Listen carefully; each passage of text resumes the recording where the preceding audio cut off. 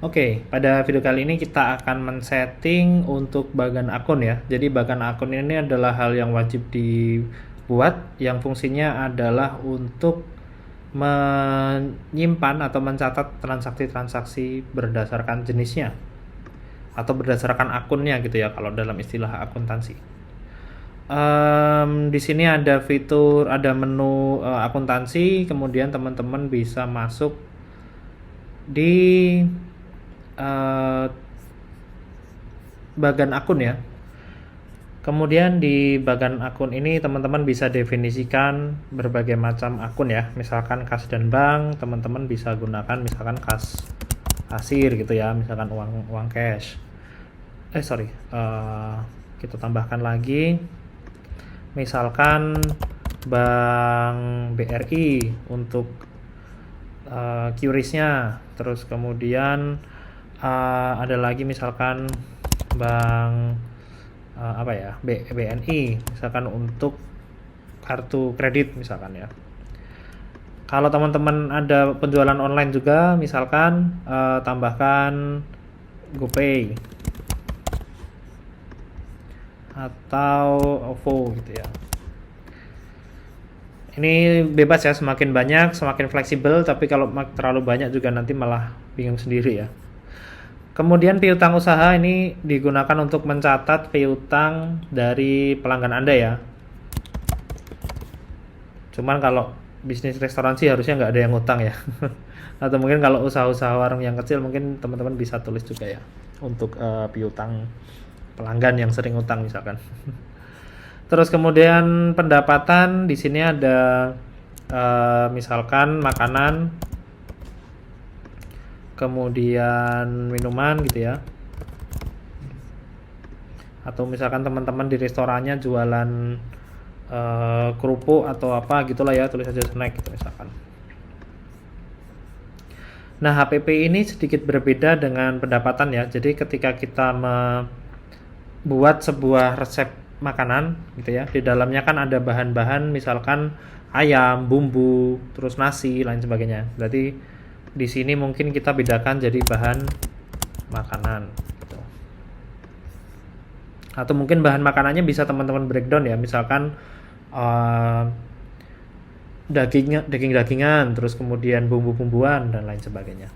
Ini semakin banyak tentunya teman-teman makin bisa memantau yang membuat komponen penyusun HPP-nya itu apa saja gitu ya, dengan lebih detail gitu. Cuman semakin detail ya memanage-nya juga akan semakin membutuhkan waktu. Jadi ini tergantung skala dari usaha teman-teman ya. Misal bahan minuman, nanti misalkan ada saset, terus ada gula, terus es batu misalkan gitu ya. Bahan snack, kalau snack sih harusnya nggak perlu ini ya, nggak perlu dimasak gitu ya, cuman ya nggak apa-apa lah, kita bedakan namanya aja biar nggak tertukar gitu ya. Oke, persediaan ini juga kita samakan dengan HPP-nya ya.